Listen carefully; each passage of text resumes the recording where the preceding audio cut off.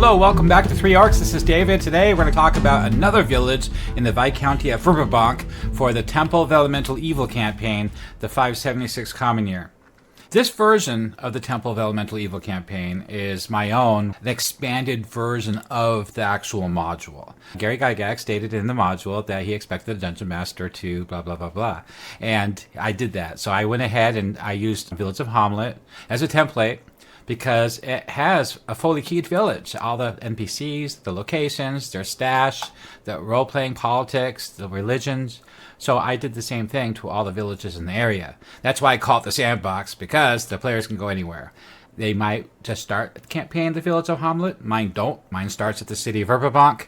This campaign is prepared for the players to do anything and go anywhere. All ties lead to the Temple of Elemental Evil, because it's like an onion. You peel back these layers, and you finally come to the conclusion that all organized banditry on the merchant roads of Verbobonc are coming from Nolb. Why is that happening? Well, the players don't know that at first at the start of this campaign. The players, as people, might know what the Temple of Elemental Evil is all about, because they're playing the module, and their expectation is to finally get there and do this dungeon crawl. Well, their players wouldn't know that, and neither would the leadership of the Viscounty or the surrounding lands, or the organizations of the churches and the nobles. All they know, all everybody knows, according to the news, that there's banditry on the rise on the merchant roads of Verbobonc, and these bandits are waylaying merchant caravans coming and going to Verbobonc City, and divers. And they seem to be more organized lately, and that attracted the attention of adventurers. Also, leadership suspect what might be happening, so that's why Otis and Canonis de Fay is undercover in Nolb, because they're spying on things too. Now, the leadership in Nolb, as I said in my last couple of videos, they're well aware of this, so the Temple of Elemental Evil is on the rise. But they don't want anybody to know about it, because then the forces of good will put a stop to it. So they're doing this behind the scenes using bandits. So that's why Lareth at the Moat House in the T1 module, Village of Hamlet, commands his bandits to raid merchant caravans kind of far away from the hamlet, not to draw undue attention to his activities, which would draw attention to the Temple of Elemental Evil.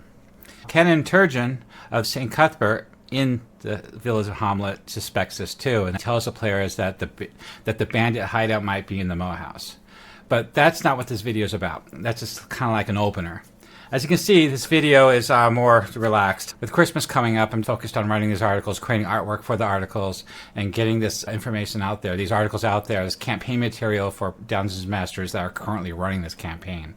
I have a number of Dungeon Masters running this campaign right now, and they're on my Patreon and Discord, and we talk about this every day for hours, because I work on this campaign daily. And I put out 5 to 6 articles a day with artwork. I get a lot of input from other DMs supporting this project. Speaking of Patreon, you're welcome to go there for free artwork and free articles. They follow fan content policy from Wizards of the Coast. When I offer members only material, it's like a higher resolution version of that map or an article not related to Wizards of the Coast. But most of the stuff for the campaign in Greyhawk for the Temple of Elemental Evil, I keep that available for free for download and use in their campaign. What's good about the higher resolution stuff is you can print it up. So at the table, it's nice to be able to give handouts. That's kind of cool. Also, I also provide maps of all the villages. Like the village of Hamlet, I hand draw. I create my own maps for these villages, and I key every location in that village, all the shops and the leadership and the military, all that stuff. And I also give all the NPCs backgrounds and personalities and motivations. You can find all that on worldanvil.com, which is the Three Orcs Verbobonc Campaign Guide 576 Common Year. Today we're going to talk about a new village that I put out there that's not fully fleshed out, because it's not really on the direct path to Nolb, but sometimes players might end up being from there or come from that way. Maybe it's from their backstory, they came from that direction towards this module. So it's good to have that information out there for Dungeon Masters to use. Okay, I'm back down here. On the screen in the window is the splash screen for the Verbobonc Campaign Guide 576 Common Year on World Anvil. Below this is a description of what the campaign is all about. I wrote this campaign running in the 576 Common Year timeline, which isn't required. I was inspired by the locations of Living Greyhawk from 2000 to 2008, where a lot of DMs in the area created modules for adventuring in the Viscounty area including the Gnarly Forest, Cron Hills, Selene, Divers, the entire area. And that's where a lot of these locations came from.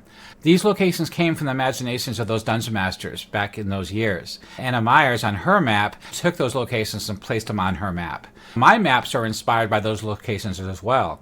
Those locations don't have a lot of lore or information about them. They're vaguely outlined, kind of like Nolb is in the T4 module.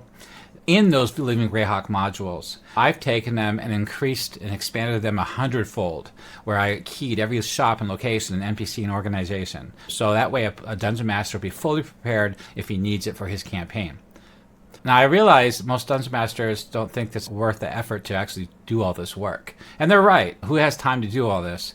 But if it's already been published, you can use it in your campaign. So if you do need it, it's available to use. It's a good thing to have in your arsenal when you're running your campaign, because you never know what's going to happen or what your players are going to do. Also, what's great about this campaign is it can be used as backstory locations for your players. Let's say your player is a ranger from the Gnarly Forest. If the whole Gnarly Forest is keyed with all the NPCs and the Gnarly Ranger organization, we know exactly who he reports to, who he's trained by, who his family is, what town he's from. That way, he can place that in his backstory and lean on that when it comes to role-playing. It'll give him more character. Now, on the splash screen is an interactive map of the Viscounty of Verbobonc. It's a smaller window because it's on the splash screen. If you click on open full size, it'll be full screen. But before we do that, I'm going to scroll down on the master screen here, and on the left is the table of contents. There's an atlas and an encyclopedia with all the organizations and NPCs, and also the churches. I created new artwork for all of that, including the holy symbols. And I created organizations for the churches. There's the God of Pelor, and the Church of Pelor in Verbobonc, and some other villages too. Also, there's the organization, the Church of Pelor, which is a whole nother article. So that way, that can all be linked to a character or an NPC. So they come from a strong foundation of information. And that's really good for session reports, by the way. If you keep scrolling downwards, you'll get to my maps. There's a lot of maps, different towns. But before we do that, I'm just going to go to the main screen here and click on Open Full Size and look at the Viscounty of Verbobonc. Now, I have a couple versions of this. I have the main Viscounty, which is the whole entire Viscounty, which is that red line, separates the boundaries of the Viscounty and the other nations around it. I also have another map of just Eastern Viscounty, because in my campaign, there's a lot of action over there. It's the first module they go to. It's the first dungeon before they get to the village of Hamlet. So I had a dungeon master on Discord, the Patreon member, reached out saying, hey, I'm running this campaign, but right now we're currently to the west, along the Southway Road to Littleburrow.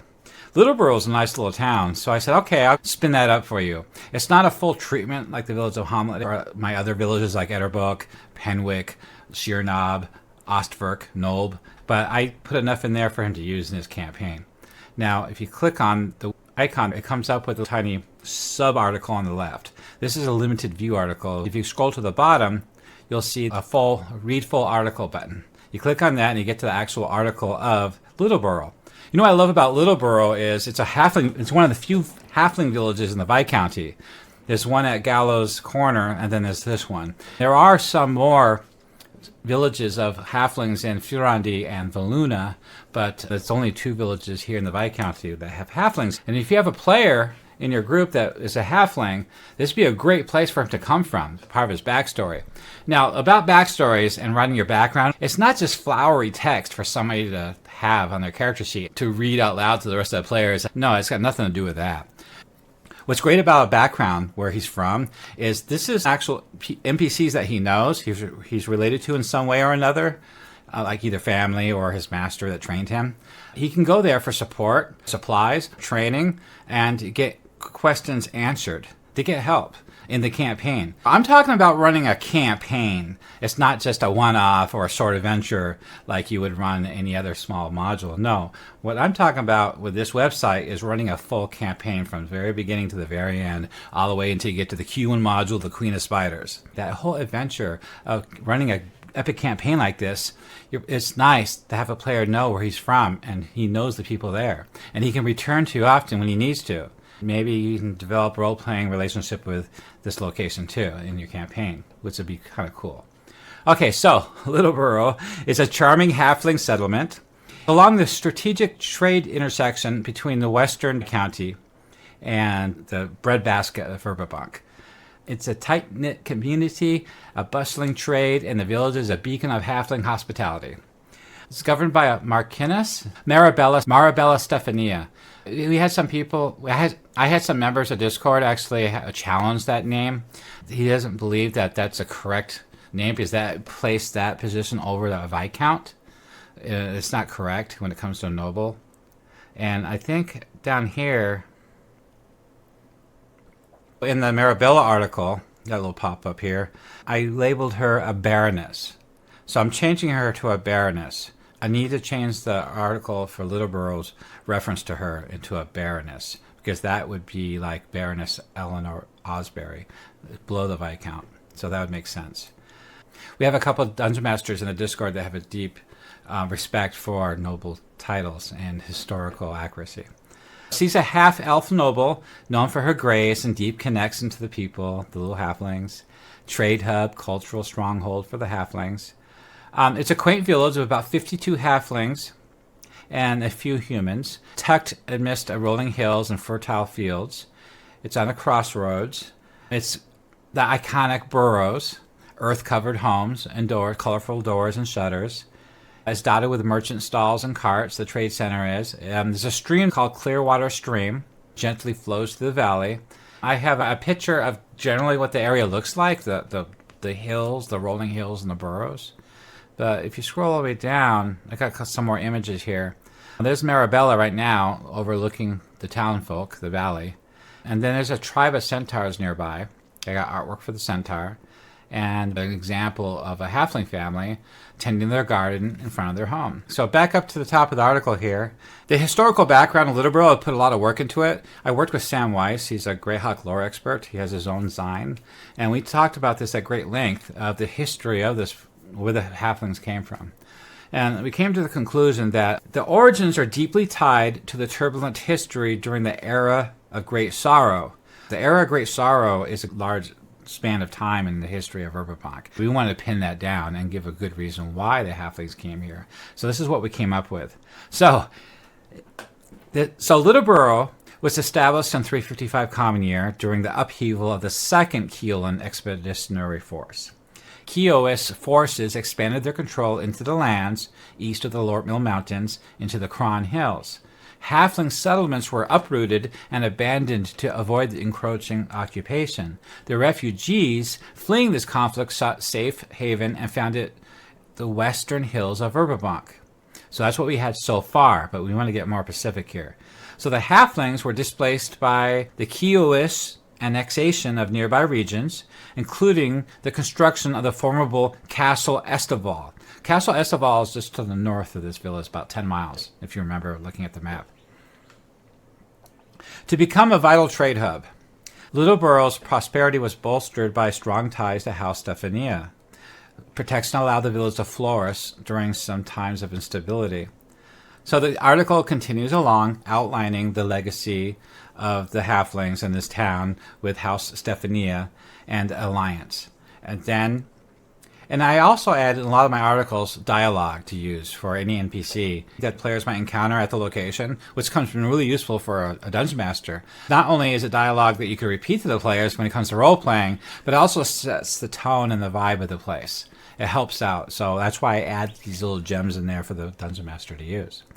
The geography is 10 miles south of Castle Esteval, 15 miles west of Larneystow, and 10 miles north of Lawrence Ford. They're surrounded by rolling hills, patches of woodland, and sprawling farmland. Now, the politics. So here there's a sheriff. Yearly elected halfling ensures law and order while acting as a liaison with the gnomes of Greenway Valley, which is way to the south. Greenway Valley uses this road for trade to send their merchant wagons to Valuna and up to the city of Verbobonc of gems, gemstones, and silver ore. Lately, with the banditry on the rise in Viscounty, these gnome merchant wagons have been targeted and looted, and it's been a major problem politically in the area, as I've outlined many times before in previous modules, of what's going on at the start of this Temple of Elemental Evil rise. And it's happening out here as well. So it's going to be very common for players in your campaign to be jumped by bandits on the road in ambush. In my campaign, I have locations of these bandit hideouts. So if the players get ambushed by bandits on the road, you'll know exactly where those bandits came from and how much they know. And when the players interrogate a captured bandit, you'll be able to tell how much they know and where they can direct them. The players will most likely get direction to where this bandit camp is if they successfully interrogate the bandit. This town has an alliance with a friendly nearby centaur tribe called Stormmane Herd. They ensure mutual defense and trade. They trade for apples and help defend the village. And that's another article here, which is a pop-up article for Stormmane Herd for their tribe and their location, their politics, their historical background, artwork, and dialogue. We'll get to that in a moment. So let's continue with this article. I mentioned the culture and the community, the social structure, the festivals, things like that to help bring the town to life. With the economy, which is basically agriculture and craftsmanship of halfling baked goods and ales. Then the relationship with Baroness Marabella Stephania. Talks about her leadership and her role as protector. And now, at the very bottom here is a spoiler. This is a DM only section, which I put in all my articles. So if you saw the spoiler, there's a secret history here, threats of bandits, and the cult of the Temple of Elemental Evil, right? And hooks for adventure here. So there's a missing trade caravan. That's a hook right there, which would be useful to add to the campaign if the Dungeon Master feels like he needs it. And also there's another hook about the centaurs in peril. Maybe the bandits are attacking them or trying to enslave them. Bring them to the Temple of Elemental Evil. It's up to you, but it's something to think about. So back to the main article here. On the right-hand side, they call it Littleburrow, but the hearts here are as big as the sky. Now, the prominent locations on the right are the Galloping Pike Inn, the Market Square of Littleburrow, the Sheriff's Hall of Littleburrow, and Stephania's Hall of Littleburrow. So those are the 4 locations I created for the Dungeon Master running his campaign. I decided not to add any more until it's really needed. Now, he hasn't asked anymore. He's happy with the results of this so far, so I need to get Nob finished. If I ever need to revisit Littleburrow and add more, then I'll do it in my campaign. If you need it for your campaigns, let me know, and I'll start adding more locations in the village for you. So let's take a look at those locations first. The first is Stephania Hall of Littleburrow. Now, this location is her mansion. This is where her symbol of steadfast leadership. It's located in town and reflects the balance between halfling ideals of modesty and the need for governance. The architecture obviously is a large ivy-covered structure, sloped roofs, round sturdy windows typical of halfling design. The interior is warm and wood-paneled, tapestries, things like that, and the gardens, of course. The central hearth, the main gathering room, the audience hall. The historical background, it's generations ago, founders of House Stephania built this. It evolved into this ancestral home. Its original purpose was the first Marquis of the Littleburrow as a family estate.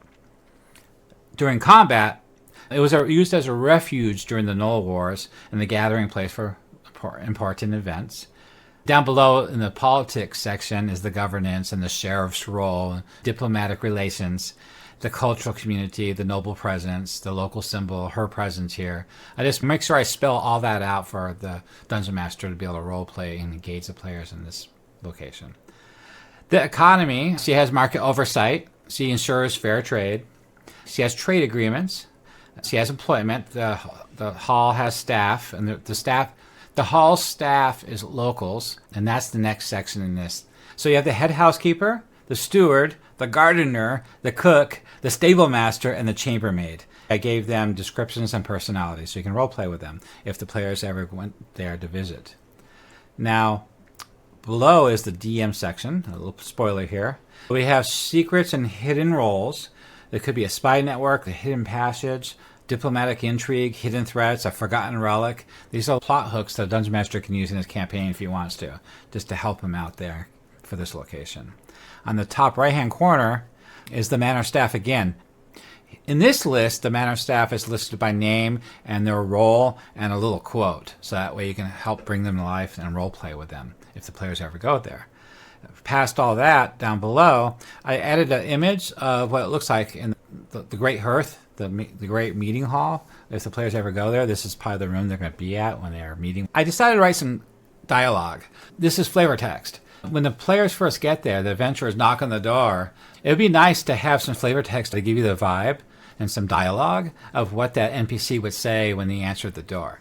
Now, of course, you don't have to use this stuff, but it does help you understand, the vibe of the place and what it's like, or you can just paraphrase it or quote it out loud. It's how you want to handle it. Add it to the articles to be useful for any dungeon master. And I put a lot of effort into that dialogue, so it pretty much nails the vibe and what it's like to go there and knock on that door and get your answers. That would be a good role-playing opportunity for players if they decide to go visit Stephania for whatever reason. Maybe they capture some bandits on the road on the way here, and they want to turn them in for reward. Or maybe they gain some information about those bandits, like where the bandit camp is, their hideout. So maybe they want to report to her and tell her what's going on, or get more information. Whatever your campaign needs, that's what this article is for. Okay, let's go back to Littleburrow and scroll down to the right, and we're going to look at number 2, the Galloping Pike Inn. Now, this is a cute little halfling inn here. It's a cornerstone of Littleburrow's charm. The Galloping Pike Inn is warm and welcoming haven for travelers and locals alike, known for excellent food, fine ale, and delightful entertainment. The inn exudes halfling hospitality with every bite, sip, and smile. Now, this is a cozy, ivy-covered building in the heart of Littleburrow, close to the crossroads. I describe what it looks like outside and inside, and the rooms and the courtyard. Just that way you can roleplay that and tell the players what they see. The historical background is 2 generations of the Burrows family catered to merchants and travelers. Over the years, it became a hub of social and economic activity. Standard stuff. Some more quotes, like about the second breakfast, the hospitality and community gatherings. Another quote to use when it comes to role-playing. The notable features here are Mira's famous pies and the inn's house ale called Golden Pike. It's beloved by all who visit. There's a rumor mill here. Rumors can be gained here, of course. Entertainment, nightly performances from different halfling folk. Stables, that way mounts and wagons will be safe and well tended if they pay, of course. And below that image of the owners, more dialogue from the cook. Then below that is the actual menu. So this menu comes in 2 forms. This is the online menu that's in the article. First breakfast, second breakfast, 11 Z's, lunch, afternoon tea, dinner, supper, snacks and desserts, and specials like the Golden Pike Feast. This is more like Tolkien's Hobbits, where they eat constantly. They have many meals per day.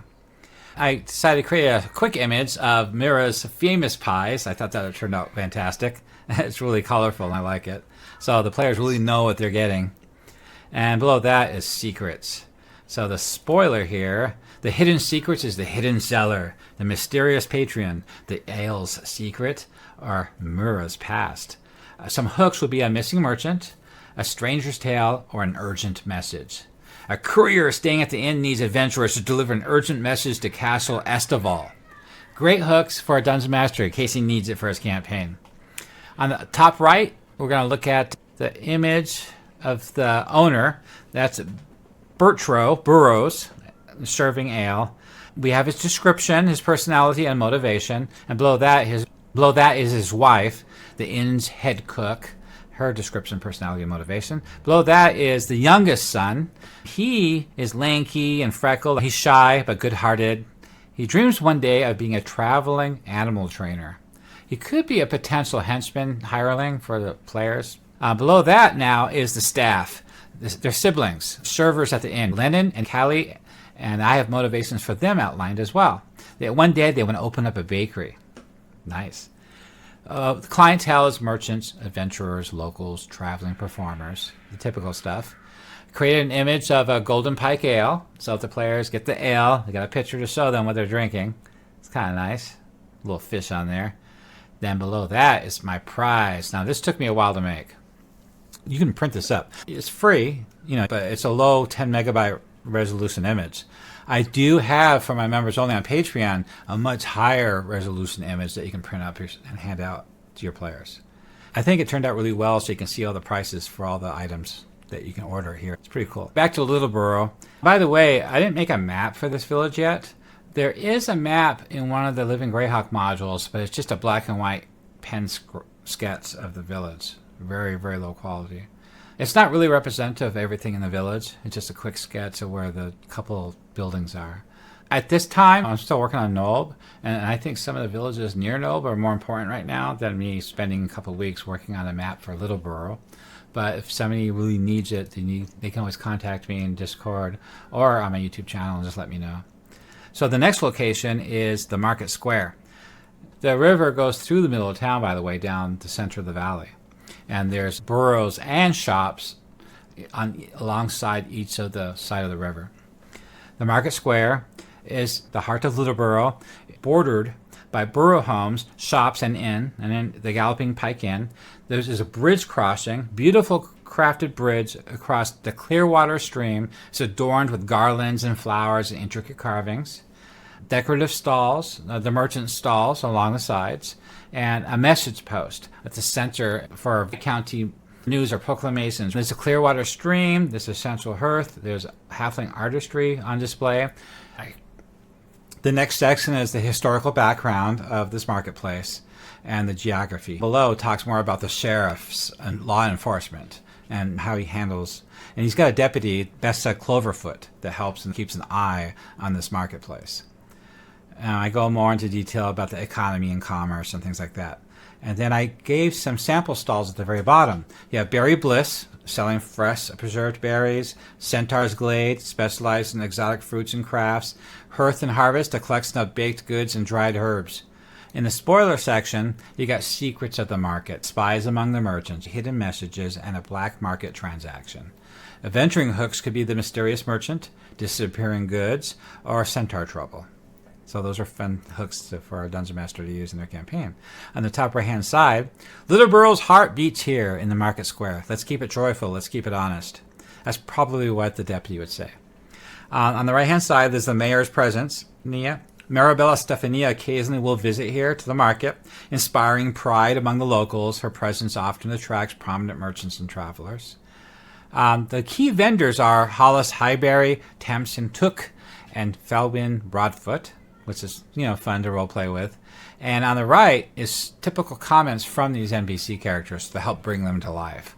You can start off with a quote like this and just continue, springboard it into more role-playing. All right, let's go back to Littleburrow here. To do that, it's on the right-hand side. I click on the link, Littleburrow, and scroll down to where we were, which is the Sheriff's Hall of Littleburrow. It's the last location. There's the image of the actual building there. It's a civic building. There, of course, its vital role is to maintain order and resolving disputes.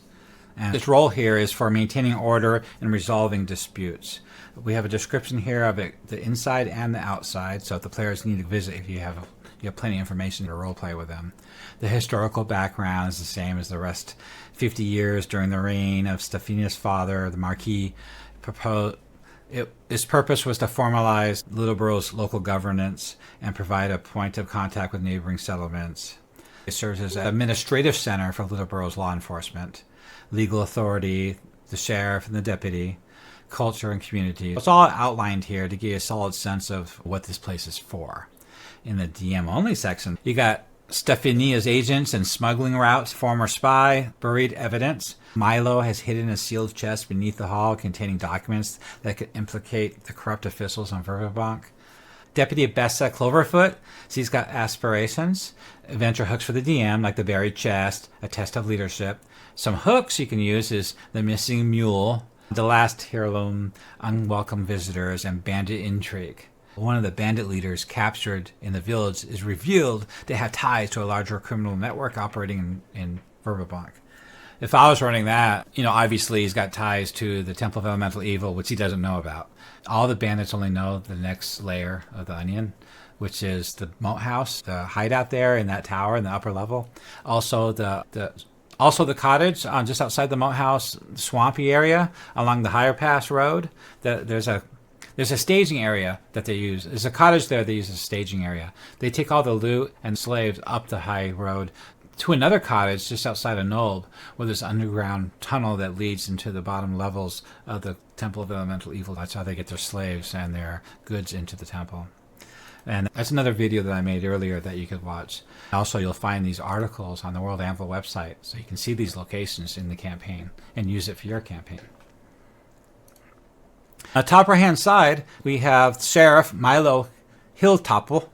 I gave stat block there for you to use. And below him, he's got glasses. Milo Hilltop is a stout halfling with graying hair and a pair of round spectacles perched on his nose. I fully fleshed him out so you can use him in role-playing, because obviously the players will most likely encounter him. But probably first they might encounter Bessa, the deputy, because he has an eye on the marketplace. And players sometimes get into trouble when they're shopping at the marketplace. And also, what's interesting about her is she has a magical staff. It's called the Hearth Warden Staff. It gives an armor class bonus. It casts a spell called Runic Shield. It's got a protective aura. It's pretty cool. It's a really cool character, so the players will most likely encounter her and deal with her first. And I got her personality, background, and motivation all outlined too, so you can use it to roleplay with her. Now, if I wanted to, this is a good example of what I do. I could have wrote an entire dialogue out for her when they first meet her at the marketplace. But that's things I generally do for all my articles. I didn't do it this time on this one. Back to the main article, Littleburrow. We're going to go to the last article that I created for this location. It's the Centaur Tribe, Stormmane Herd. This article is focused just on the herd, their clan, their base, their outpost, whatever you want to call it. I described it here. So, amidst the forest southeast of Littleburrow in the western Viscounty of Verbobonc is a tight-knit tribe of centaurs known for their harmony of nature and warrior and things like that. And there we have a relationship with Baroness Marabella Stephania. They have mutual respect. I gave a description of the centaurs here, their features, and their typical equipment. The historical background of the centaur tribe, they're known as Stormmane Herd. They roamed the forests of western Viscounty for centuries. They were believed to be descendants of the Sylvan Alliance forged during the ancient wars against human raiders. The origins, legends say that Scarret, the forester, their patron deity, blessed this tribe to be stewards of the woodlands. The connection to Littleburrow dates back 3 generations with mutual trade agreements involving a shared defense pact during that war. Where they're located here, it's a stretch of lush forest just southeast of Littleburrow. Their camp is a mobile settlement. It's got yurts and temporary shelters blending into the environment. Key features are fruit trees, particularly Cara fruit groves. They cultivate and trade with this fruit. They are in town at Littleburrow. The chief, Darius Stormmane, he's a leader of the tribe. He's a very formidable warrior, probably a high-level character. He's on the right-hand side here. I'll show you that in a minute, including some dialogue. The culture and community of this tribe is here. Also, their relationship with Littleburrow, which I went over a few times already, and Marabella Stephania.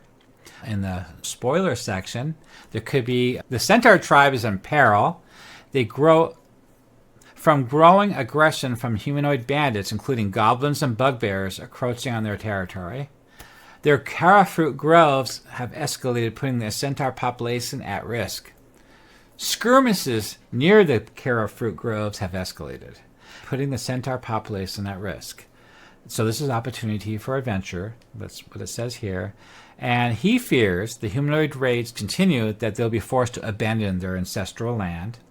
He plans to secretly consider sending emissary to the elves of Selene for support.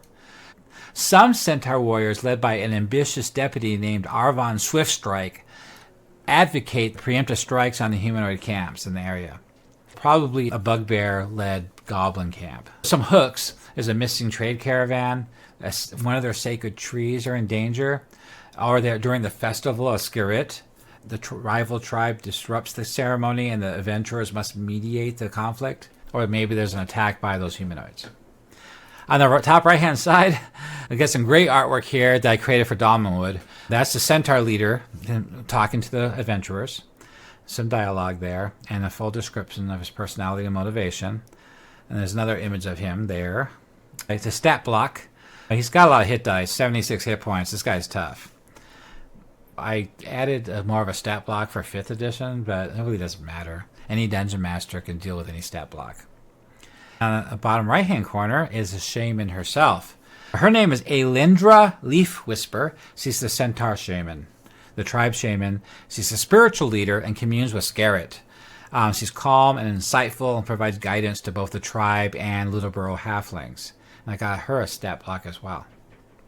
So, what do you think? Do you think this is enough of an outline of a village for you to roleplay with, which is really only 5 locations without a map? So, do you think you'll be using this village in your campaign? Do you think there's a reason for it? Is other halflings in your campaign that would love to use this place as their home base, where they're from, where they grew up? Let me know down below. I'd love to hear from you. Also, if you'd like to support the project for the Verbobonc Campaign Guide 576 Common Year to run the Temple of Elemental Evil campaign, please come to my Three Orcs Patreon, and you can be a member there and get access to all this artwork maps. Did you enjoy video? Consider tossing support on my Patreon. It's best way to support orcs. If you would like to see more content, subscribe and post comments below. It better not be bad. Thank you for making Greyhawk great again, and I hope you continue watching my series of videos about the Greyhawk campaign.